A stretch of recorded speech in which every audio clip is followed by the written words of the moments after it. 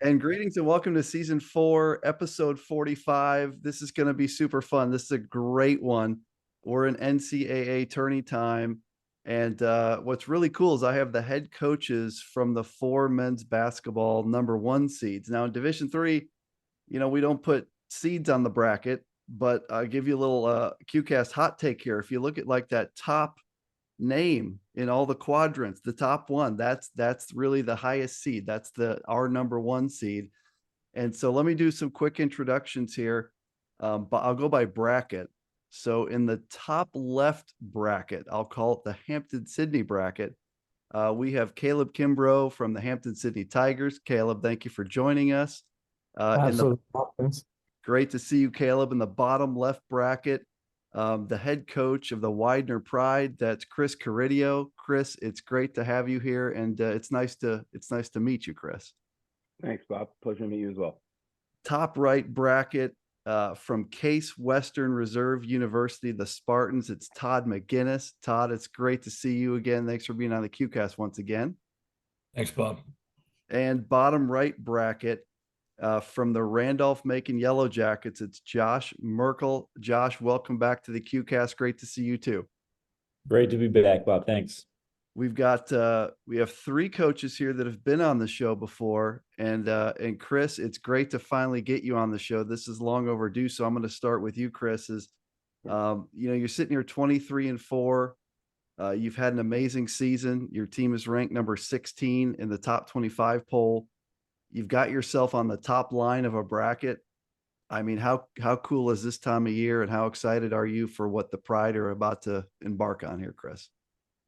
I mean, it's really cool when you kind of have a plan and then you kind of see it kind of work out that way, because it doesn't always, as we all know at our level, sometimes it's hard to schedule because you don't know exactly what a team's going to be from year to year. But it was really nice to win our conference championship last year and get in. And I think that within our program and our players coming back, it was like, all right, we love that, so we want to like take it to another level if we can. So yeah, I mean, we tried to schedule really difficult because we knew, listening to your QCast and watching all around the country on social media, like you needed to schedule the best you could out of your conference, and we did that. And we played some really great teams, including Caleb's team, and we competed in a lot of those games. So we were fortunate to win some, and we took care of business in our conference in the regular season, and we found ourselves with a really good SOS and a really good record. So obviously it's all about the players. I've got really good guys on the team, talented guys, and so all the credit goes to them,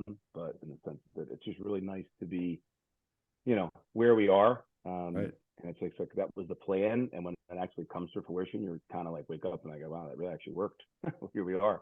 So, but we're excited. We're anxious to get started. And practice this week has been, I don't know about you guys, but my guys are ready to play. It's like practice has been like, so I'm hoping by Friday morning, they're shoot around, they're ready to roll.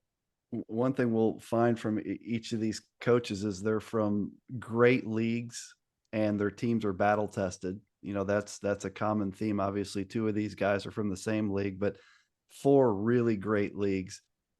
Caleb, you come into this, I believe, as the overall #1 seed. Now, there's not a lot of separation in the numbers here, but I do believe that top left bracket is that line is the #1. 26-2 as you're sitting here. Caleb, talk a little bit about the position you guys are in as you get ready to get this thing going Friday. Yeah, I mean, listening to Chris talk, I feel like we had a similar mindset. We wanted to, I remember Josh calling you, I feel like a couple of years ago, asking about kind of scheduling and, how to prepare properly. I guess our mindset's always been to try to schedule difficult, because I feel like the ODAC play, really beats up on you, and you need to be prepared for that. And I guess the other part of it for us is we had so many returning guys. When I first got to Hampton-Sydney, we got a large group in, and we were lucky that a lot of them ended up playing and then, sticking it out for their 4 years, some of them 5 years. So I thought this year we wanted to really challenge ourselves. And like Chris said, like we ended up winning a lot of the games, and then we were in a position, I thought, well, we were prepared for league play, and it did exactly what we thought. We got everybody's best shot, and I thought that was difficult, but it's very exciting. I mean, I think you're balancing The praise you get for winning those games is great, but obviously it doesn't achieve those goals for you. So you're kind of balancing that. You want to appreciate people giving you praise for having success, but at the same time, stay level headed and kind of keep working towards, getting a little bit better. So I'm proud of the group. We have a great group. It's a really fun group to coach. And so to see them have success has been a lot of fun. Bob, I just want to jump in real quick. I think it was a practice at Case Western that got you guys rolling. Yeah, That's right. That was it. Hey, you were wiping the floors then, man. I I was clearing the floors up before you guys practiced. cleaned it up That's- for us way back then. That's So right. you practiced at Case before your John Carroll game. Is that correct?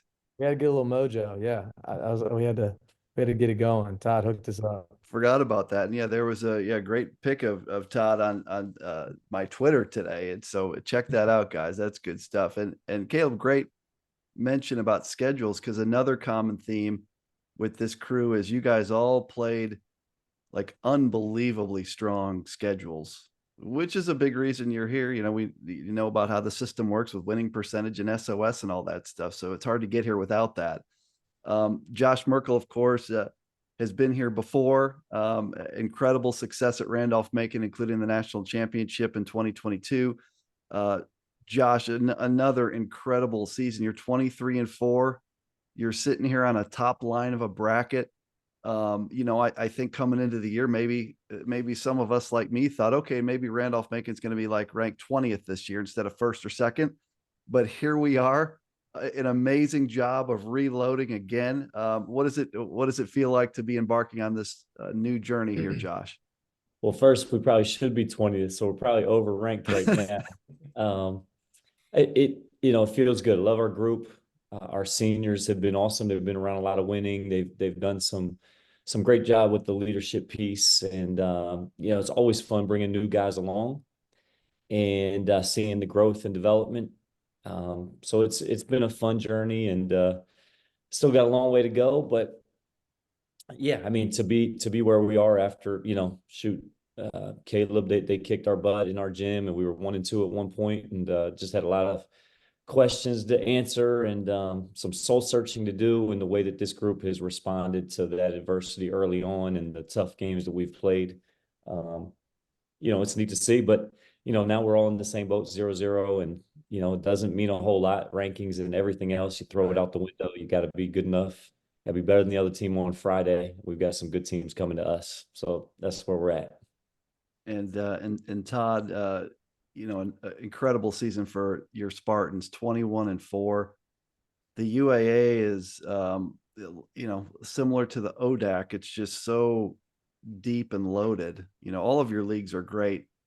I think in the UAA, it's just a unique thing where, like, from 1 to 8, whoever 8 truly is, or 7, those are teams that are like in Massey, like 69, 70, somewhere in there.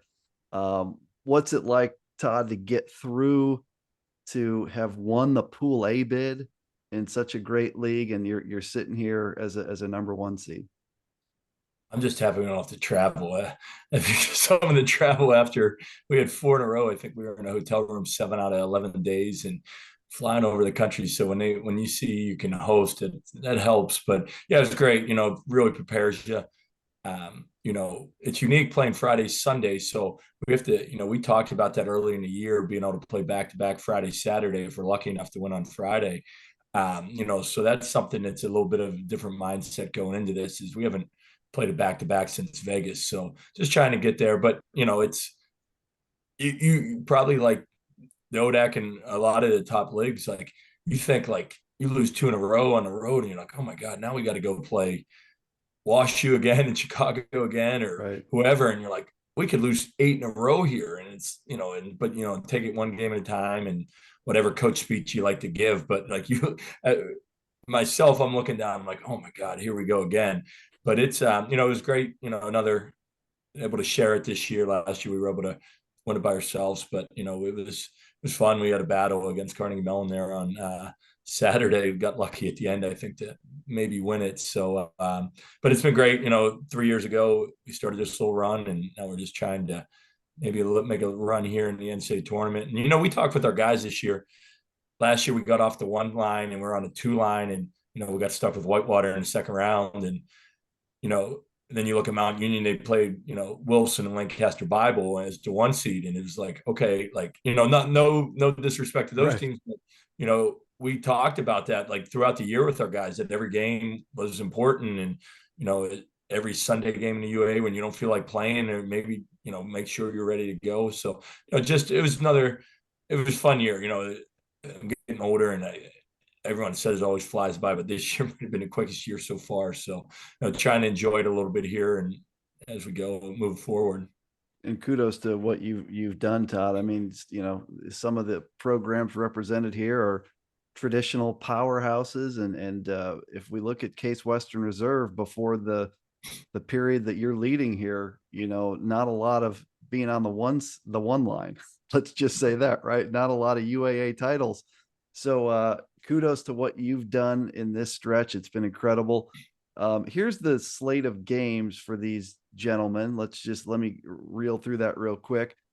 Hampton Sydney. These guys are all at home, by the way. Hampton Sydney has La Roche Friday, 7 p.m. Eastern time. Widener has Roger Williams. It's 7:45 p.m. Eastern time. Case Western Reserve has Mary Baldwin at 7:15 Eastern time, and Randolph-Macon has Baruch at 7:30 Eastern time. Chris, as you look at gearing up for Friday, how excited are your guys for that matchup? You've got Roger Williams, so you got to put your prep in and all that stuff. But, are you finding it easy to get the guys focused on the task at hand Friday? Are they all jacked up and it's kind of hard to corral them, or what's the tone like there? Yeah, it's I think they feel a little bit like us. Once we found out yesterday, Roger Williams, I don't know much about Roger Williams, right? So we had to do some research, and obviously once we found out, coaches did a deep dive and went on Synergy and did those things, looked at their stats, and we showed our guys some film today before practice. And I think that they're a good team that can really score, but like when you don't have a familiarity with the team, like we're just all coming out of conference play, like where everybody knows everything about everybody. Right. So I think there's a little bit part of our guys that are finally like they're a little relieved that they're going to play someone that doesn't know every nook and cranny of the way they like to play, or all the stuff that we run, or someone else to guard.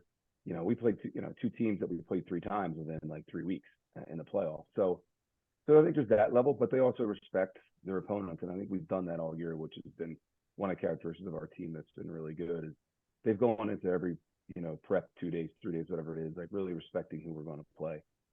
We have a lot of respect for Roger Williams at this point for what we know. I mean, they won their conference championship, so they wouldn't be in the tournament otherwise. So like we're going to focus solely on them over the next couple of days and give it our best shot Friday night. We're hoping we get a decent crowd. We're going on spring break for a couple of weeks, which is nice. We usually start spring break this Friday, but it's just the calendar's different this year. So it kind of all came together for us in one sense. And Caleb, on your end, you guys have La Roche, and that game is 7 p.m. Eastern time. Great point. Do you agree, Caleb, about the getting out of the conference thing? And following our guys, that's one thing I always found is it's like you get into the tournament, there's a little bit of like excitement and relief that you're playing someone new that doesn't know all your stuff and doesn't know where the ball's going. And like, do you have that same sense of like just excited to play someone different for a while now? Oh, without a doubt. I mean, these guys, Josh, those guys will expose you, man.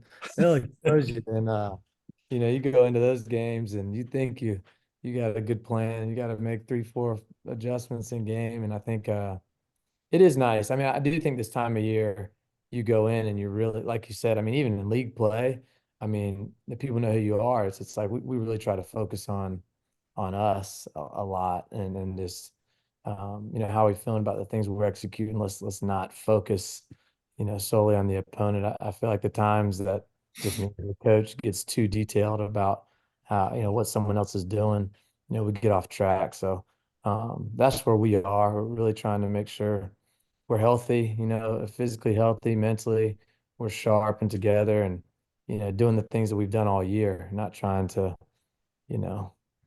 have some crazy elaborate different plan at this point of the year. So we're excited, and yeah, just need to stay healthy. And Josh, you guys have Baruch 7:30 p.m. Eastern time Friday. You know, it's interesting, Jay. This is, I guess, if this was Division One, this would be like a 1 versus a 16. Do you agree, Josh? Like this year, the way D3 has played out on the men's side, at least, there's so much parity. You know, like I've said all year that on my top 25 ballot, there really wasn't any difference between whoever was like 15 and 30. And I really like I would swap teams out all the I 15 and lose, and I'd like bring in 30. So do you agree? I mean, this is these games, these 116s, if you want to call it that, these are good teams coming in. Talk about the Baruch matchup a little bit. Yeah. I mean, I agree that I mean, I don't know how the seating and that stuff works, but Baruch is a really good team. I mean, I've known Coach Alisi for a while. They play good teams. They've been battle tested. I think they have 9 seniors or grads, some combination. I mean, it's an older group. They play well with each other. They know how to win. They've won their conference tournament last couple years.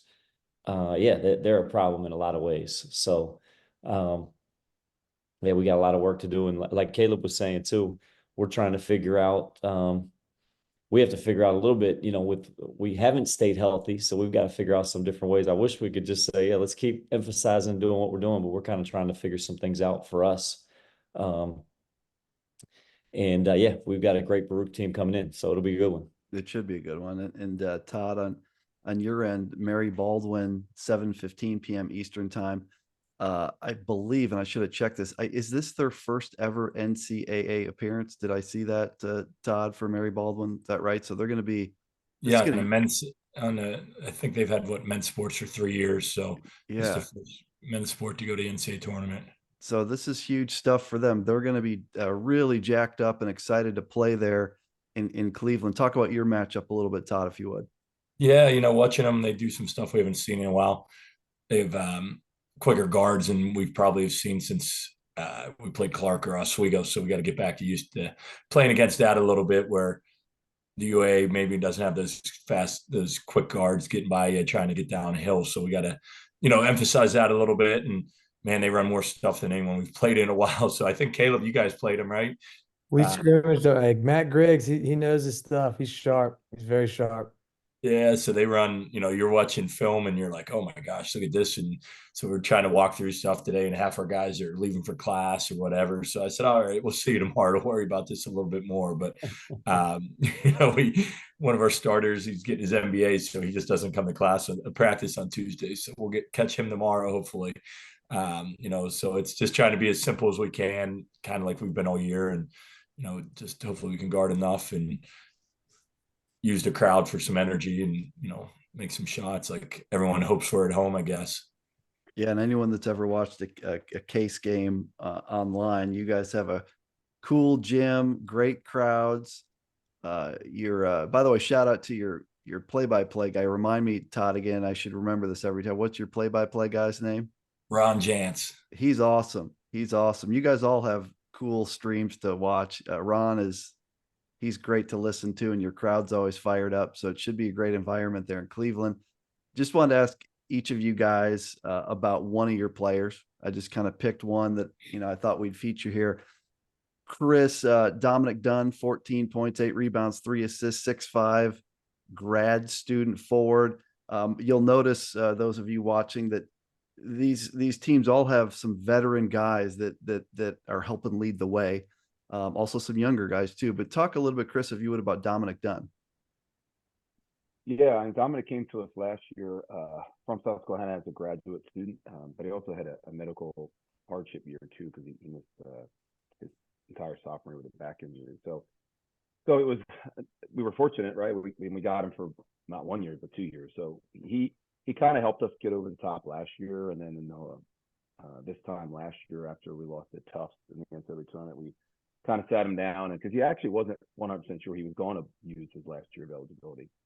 And we sat him down and trying to nicely convince him to hang around for another year so that we could try to build some things around him and let the guys in the program improve and those types of things. So the thing that really sticks out with Dominic, he's just a really good person, and he's really easy to like. He's really easy to coach. He's a very good basketball player. He's a gym rat. He's in the gym all the time, so he's bringing all the younger guys there and his classmates there. There's a ball bounce in the gym more often than not. It with 3 or 4 other guys. So that's been a huge piece of his growth with us and our team, and it's contagious, right? So now I go in the gym and there's freshmen in there and other things. So Right. he's helped galvanize our group and galvanize our program here the last couple of years. So we are excited to see him play because he's been anxious to play at home against the league tournament, and hopefully he's ready to do that. I was actually just speaking to him before I came on with you guys about some other things, but yeah, he's a great person. He really is, and he's a great basketball player too. Yeah, he's had an amazing year. He's fun to watch. Caleb, on your end, I've got to ask about QCast guest Adam Brazel, one of my favorite QCast episodes ever. What a great young man, impressive. What a great player. He's had a big year for you. He's a 5'10" senior guard. He scores it, he rebounds. He's a great assist guy. He's a great kind of glue guy. Talk a little bit about Adam Brazel, if you would, Caleb. 5'10" is probably generous. Sorry, Adam. No, Adam's grown tremendously. I mean, he's teammates with Will Coble, who's on Randolph Macon. So, I've seen some of these guys, play since high school. And Adam was, 140 pounds, soaking wet out of high. I mean, he was a little guy, but played for a championship team, and he's just a student of the game. I mean, he just loves studying players, loves finding ways to get better. We really had to push him into taking on more of a aggressive, I guess, offensive role, shooting the ball more. He can really shoot it. But he was hesitant to, shoot a lot in the game. If he missed a couple, he thought he needed to stop shooting. We're like, man, I think in the ODAC tournament, he let it fly in our championship game. He shot the ball like 23 times, but he could be such a threat on that end. I mean, he's really shifty. And like you said, he can make plays for others. He studied, funny enough. I mean, Buzz Anthony, who came through and tortured the attack for so many years. I mean, Adam admittedly will be like, yeah, he goes back and watches film of Buzz and, and really studies That's him awesome. and has tried. And I don't know, Josh, you might see kind of some of the stuff he tries to add to his game. It's fun to see, because we went against Buzz for so long, but that just is an example of how he just loves it. That's what makes it fun. It's not stressful at all. He just wants to watch film and get better, and you're never pulling teeth. So I think that bleeds into the team, and it's a huge reason we're seeing some success this year for sure. Yeah, he is a great player and just such a great leader on the floor for you guys. Josh, I want to ask you about Daniel and Bongay, and I'm so impressed by him. I was especially watching the Shenandoah game recently, the overtime game that you won, that you were just about dead and buried, and you came back and won it. He's a 6'4" senior forward. He's averaging 10 points and 9 rebounds and shooting 57% from the field. I thought that game kind of embodied who he is. He's kind of an undersized post. Like in that game, he got the ball in the middle of the lane and just was so tough with it in there. He's a tough kid. He makes tough shots. Talk a little bit, if you would, about your senior. Yeah, I mean, you've done your homework too, Bob. And I got to go back to Adam real quick. I mean, I hate that guy is such a student of the game because he's such a good player and a killer. That guy at the end of a half in one of our games took like a one-legged going across his body to his left and just drained it. And it's like, that kid's been working on that shot and it's unguardable. But gives you an example of, the work that he's put in. And I'm sure Caleb's proud and Adam's a heck of a player. But back to Daniel, 6'4", that guy was a 3-man 2 years ago for us with that team that had Miles and Fundy and some other guys. So he's been a Swiss Army knife for us. I can remember his freshman year. He was like, Coach, what do you want me to do? How do you want me to play? I'm like, I don't know. I'm still figuring it out. But he's such a great rebounder, really good passer, really unselfish. Like Caleb was saying about Adam, you almost have to beg him to shoot sometimes because he wants to win no matter what. That's his number one priority. He could care less if he shoots 2 or 3 times. He's a warrior. He's a competitor. he brings a lot to our team, aside from those points and those rebounds. Willed us to a win in that Shenandoah game when we should have lost. Those guys played great. So I'm gonna miss coaching them. Yeah, Miss coaching them where he's going. he was awesome at the end of that. He's been awesome all year, obviously. That game was so recently, and I was watching that thing, and I can't remember what the score was. I feel like you were down like 5 with like a minute and a half left or something. He made a bunch of plays to get it to OT, and then you win an OT. And then Todd, I was going to ask you, my guy Sam Trunley, QCast guest, is unbelievable. But I should ask you this time about Anthony Mazzio. Is it Mazzio, or I think it's Mazzio, isn't it? Mazzio? Mazzio. Yeah, Mazzio. This kid, you talk about some numbers right here: 20 points, 4 rebounds, and 5 assists a game. 6'3" grad student. He's been great, Todd. I feel like he's gotten better as the season's gone on, which maybe is no surprise for a transfer, right? It's like he's getting more and more comfortable.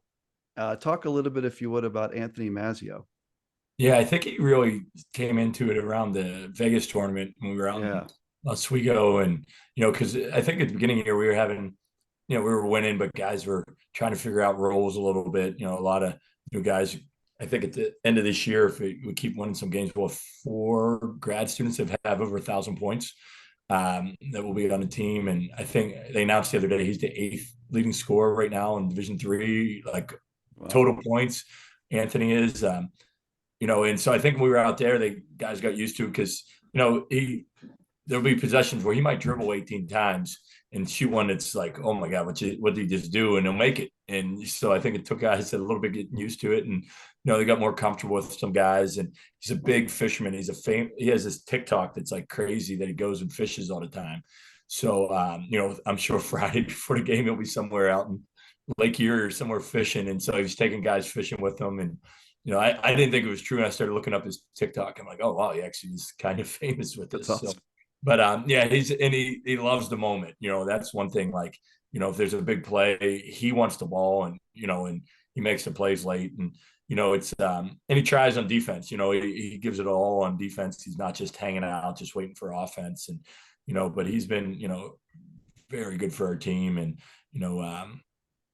he's excited to play in the NCAA tournament. He's never played in one, so I think he's the one the other 3 have.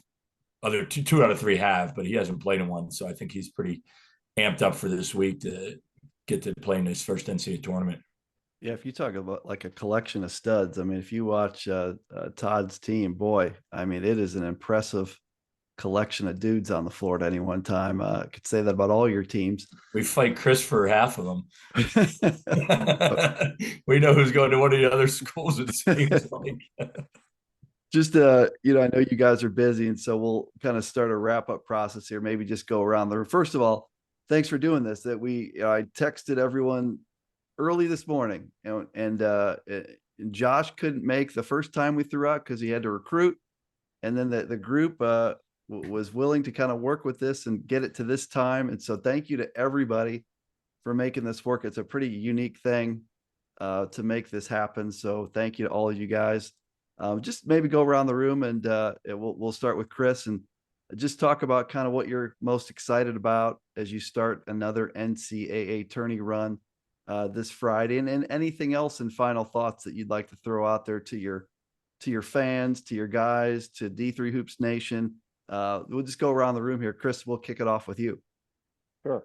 Well, I am excited for our university and for our student body. Our school spirit's been amazing in the last month or so as we've hosted our conference tournament and just our home games, like our senior day. It's really been kind of really good vibe on campus. So like everybody's in the know, and our women's program is having a great season too. So it's just kind of been a really good, just like I said, school spirit for the last month or so. So I'm excited for our alums and our fans for this weekend to be able to host an NCAA tournament for the first time since 2009. Yeah. And I was coaching then too, believe it or not. So I've been doing it for a while. So it feels like a really long time ago, and it is. So it's very special for that. I'm also very grateful for you, Bob, and like what you guys do for Division III and for our student athletes. I mean, I know all my guys follow you and follow what's going on. It's really created a really cool like buzz for Division III student athletes, and obviously for us men's basketball. So it's great. All our kids my kids are going to watch this because they follow you and they're interested in all the teams that we know that we could play later down the line if we're fortunate enough to do that. So, and then lastly, I just wish the rest of you guys the best of luck.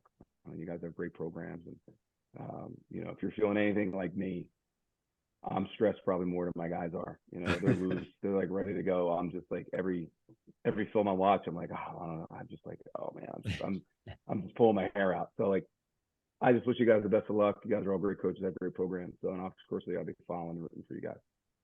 Appreciate that very much, Chris, and appreciate you making this work. And kudos on an unbelievable. Your league has been so good this year, kind of following along because you kind of had 3 teams that were kind of playing at elite level all along the way. And so kudos to you guys for where you're at, and good luck Friday. Good luck through the whole tournament.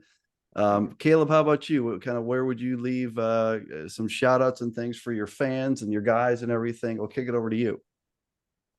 Yeah, I'd like to thank you as well, Bob. It's funny. I mean, my brother I have an older brother, didn't even play college sports. And he's like, man, I need to start a Division III basketball podcast. He said the other day, I mean, because he follows you and he just gets That's great. excited, got me fired up. And same thing as Chris said, our guys follow it. And it just is another sense of pride in what they're doing. And I think it's really neat.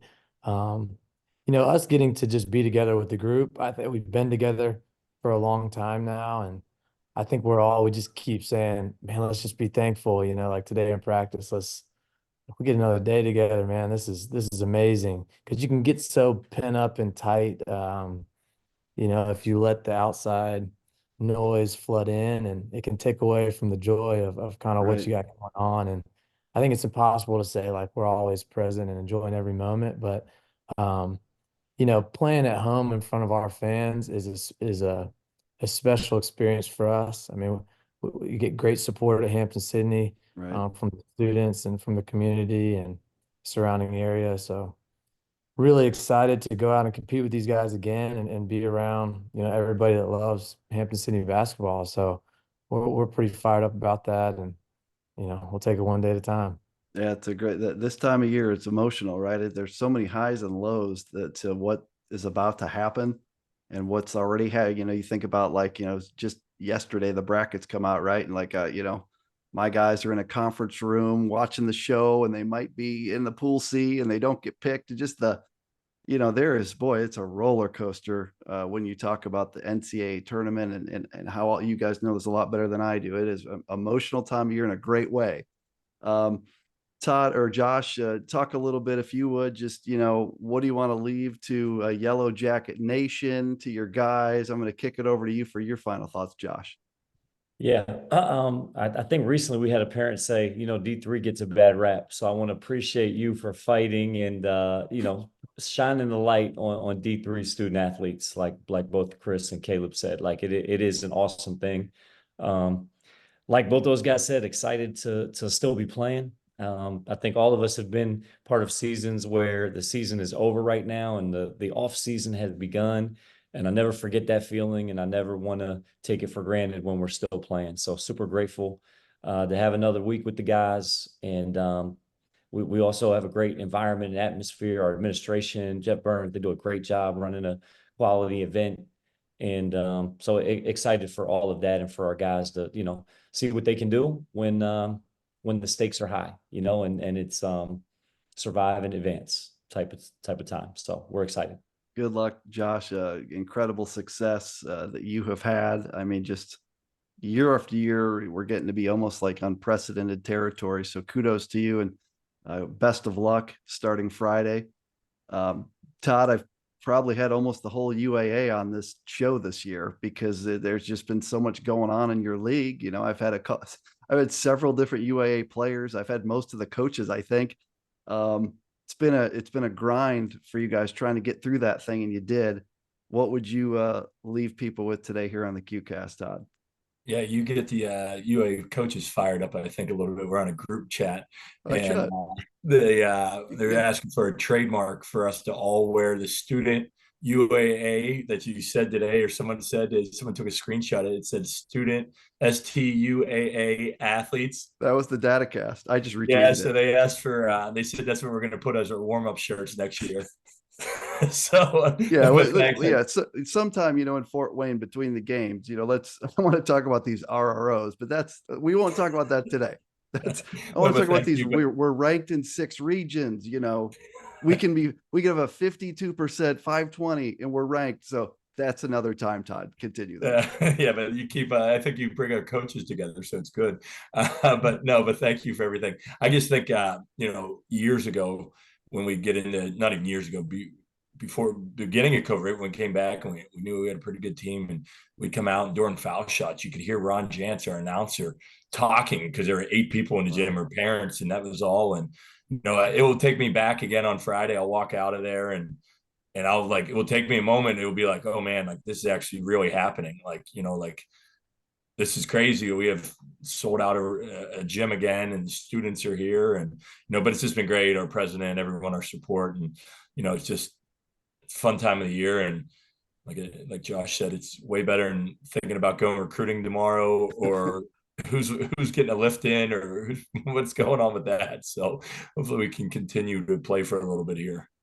Well, it's going to be a blast. And again, I give you guys a lot of credit for, you've all had different journeys this year. You've had really different, talked about thinking that Randolph-Macon might have to reload. Maybe that's the word, that might have to reload a little bit. And, Caleb came in sky high, and, Widener having kind of work through the rotation, and all of a sudden, who are the guys this year, and Todd having to fight through the UAA.